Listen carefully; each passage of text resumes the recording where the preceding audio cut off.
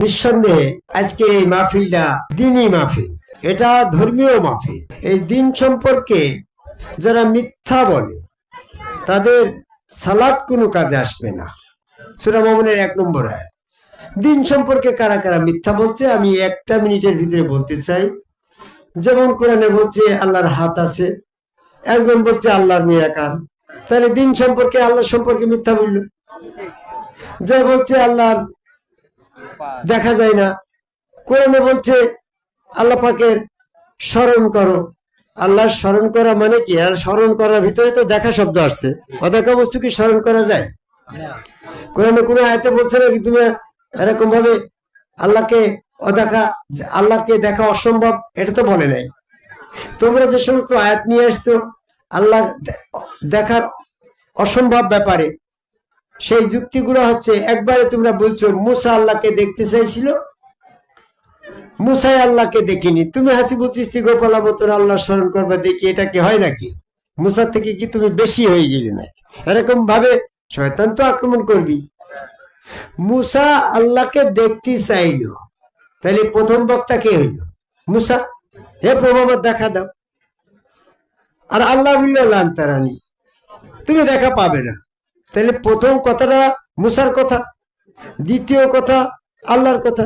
কিন্তু আমি কোরআন গবেষণা করে দেখলাম প্রথমে মুসার সাথে আল্লাহ কথা বলছে, হে মুসা তুমি জুতা খুলে আসো, আমি তোমার রব এই পাহাড়ে। তাহলে প্রথম কথা কিরা বললো? আল্লাহ বললো। তা মুসা জুতা খুলে গেল না জুতা পাই দিয়ে গেল? তো জুতা খুলে গেল না দিকে, জুতা খুললো না আন্দাজে খুললো? তাহলে দেখছিল, ওখানে দেখেছিল কোন কায়দায়, সেটা ওখানে আল্লাহ পাক উপস্থিত ছিল। যদি ওখানে আল্লাহ না থাকতো তো আমি তোমার রব এই পাহাড়ে ইন্ডিকেট করে বললো না? আরশ মাল্লায় আল্লাহ আছে, আবার এই পাহাড়ে নিশ্চয়ই ওখানে থেকেই তো বললো। অনেকে বলে মুসার সাথে আল্লাহ পাকের কথোপকথনের সময় পর্দা ছিল, পর্দার ওই পাশে আল্লাহর এই পাশে আল্লাহ নেই। আল্লাহ পাক তো আল্লাহ কুলি শাহিন নহিত না, আল্লাহ তো সব জায়গায়। তাহলে ওই পাশে আচার এই পাশে নেই, পর্দা দিয়ে এই আয়াতের বিরুদ্ধে চলে যায়। তাহলে এই সম্পর্কে যারা বলছে পর্দা ছিল তারাও আল্লাহ সম্পর্কে মিথ্যারোপকারী। যারা বলছে পর্দা ছিল, তো পর্দার দূরত্ব উচ্চতা আল্লাহ থেকে বড় হতে হবে না? কি গো ক্লাস, তোমার যদি ঢেকে তোমার লম্বা যদি 3.5 হাত হয়, তাহলে পর্দার তো 4 হাত তো হতে হবে। আল্লাহ যদি এরকম 60 হাত হয়, তাহলে তো আপাতত 61 হাত তো লম্বা হতে হবে পর্দাটা। তাহলে আল্লাহকে পর্দা করা সম্ভব নাকি? তাহলে কেন পর্দা কথাটা যারা বলছে তারাও আল্লাহ সম্পর্কে মিথ্যারোপ করি, তাদের ইবাদত নামাজ কোনো কাজে আসবে না। তাহলে এখানে সঠিক কথাটা কি ছিল? এখানে আয়াতে সূরা সূরার 11 নম্বর আয়াতে বলছে আল্লাহ মানুষের সাথে হেজাব ধারণ করে কথা বলে। হেজাব মানে কি? হেজাব শব্দের 3টি অর্থ, একটা হচ্ছে পর্দা, একটা ছদ্মবেশ, আর একটা হচ্ছে অবগুণ্ঠন।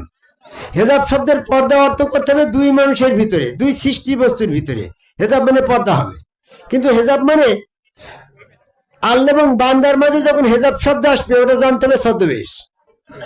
আল্লাহর সাথে মুসা কথা বলার সময় হেজাব ধারণের কথা বলেছিল, মানে মুসার ছদ্মবেশ, মুসার রূপের ছদ্মবেশে কথা বলেছিল, এই জন্য এখানে হেজাব শব্দ আসছে। ছদ্মবেশে ছিল তার কারণ কি? যদি ছদ্মবেশ না থাকতো, জ্যোতিষ্ময় রূপে থাকতো, তাহলে তো তুর পাহাড়ে জ্যোতিষ্ময় রূপে অবতরণ করলো সূরা আরাফের 143 নম্বর আয়াত, তখন পাহাড় চূর্ণ বিচূর্ণ হয়ে গেল। আর মুসার সাথে তুর পাহাড়ে কথা বলে সূরা তাহার 12 নম্বর আয়াত, তখন তো পাহাড় পড়ে নাই। তার মানে কি এখানে পাহাড় পোড়ার না পোড়ার ভিতরে একটা ছিল জ্যোতিষ্ময় রূপ, সূরা আরাফের 143 নম্বর আয়াত। আর সূরা তাহার 12 নম্বর আয়াতে পর্দা পাহাড়ে অবস্থান করলে পাহাড় পুড়ল না, এখানে ছিল ছদ্মবেশ। কোন রূপের ছদ্মবেশ? মুসার স্বরূপের ছদ্মবেশ। এখানে আগুন আকারে, গাছ আকারে, পাহাড় আকারে, জীব জানোয়ার, পশু পাখি, অন্যান্য মানুষ আকারে কথা বললে নিরাকারে দৈববাণীতে যদি মুসার সাথে আল্লাহ কথা বলতো, তাহলে নিরাকারে দৈববাণীতে মাছ আকারে, গাছ আকারে, আগুন আকারে শয়তান এসে মুসাকে আল্লাহ সম্পর্কে প্রবঞ্চিত করতে পারতো। অনেকে বলেন শয়তানের এত ক্ষমতা হইল কি যে আল্লাহ সম্পর্কে প্রবঞ্চিত করবে না? শয়তানের পাওয়ার আল্লাহ দিয়েছে। সূরা লুকমানের 33 নম্বর আয়াত খুলে দেখো, লা ইয়াগারুন্নাকুম বিল্লাহি গারুর, সেই প্রবঞ্চক শয়তান আল্লাহ সম্পর্কে মুসাকে ধোঁকা দিতে পারে। আল্লাহ সম্পর্কে ধোঁকা দিতে পারে না যে ছদ্মবেশ, সেটা হচ্ছে রসুলের রূপের ছদ্মবেশ। সেই রসুলের রূপের ছদ্মবেশ ধরে মুসার সাথে আল্লাহ কথা বলেছিল, তখন রসুল সুরতের ছদ্মবেশ ধরে মুসা আল্লাহকে দেখেছিল। তাহলে আল্লাহকে দেখা অসম্ভব, এটা মুসার সাক্ষাতের ব্যাপারে দলিল বহন করে না। তাহলে কেন আল্লাহ বলল এ ব্যাপারে? তোমার সূরা সেজদার 23 নম্বর আয়াতে বলছে যে আমি মুসাকে যে পদ্ধতিতে কিতাব দিয়েছি, তুর পাহাড়ে কথোপকথনের মাধ্যমে তো কিতাব দিয়েছে, যে পদ্ধতিতে মুসাকে কিতাব দিয়েছি সেই পদ্ধতিতে আমি তার সাক্ষাৎও দিয়েছি। অতএব তোমরা মুসার সাক্ষাতের ব্যাপারে সন্দেহ করো না। এটা কার কথা? আল্লাহ। তাহলে মুসার সাথে আল্লাহ সাক্ষাৎ হয়েছিল, কথোপকথন হয়েছিল, এটা যখন আমরা জানছি মানছি, তাহলে মুসার সাথে আল্লাহ দেখা হয়েছিল, এটা অমান্য করার কিছু আছে নাকি? আমি আরবিক সাহিত্যের পরে মাস্টার্স করছি, তো তাছাড়াও আমি বিএসসি পাস করছি।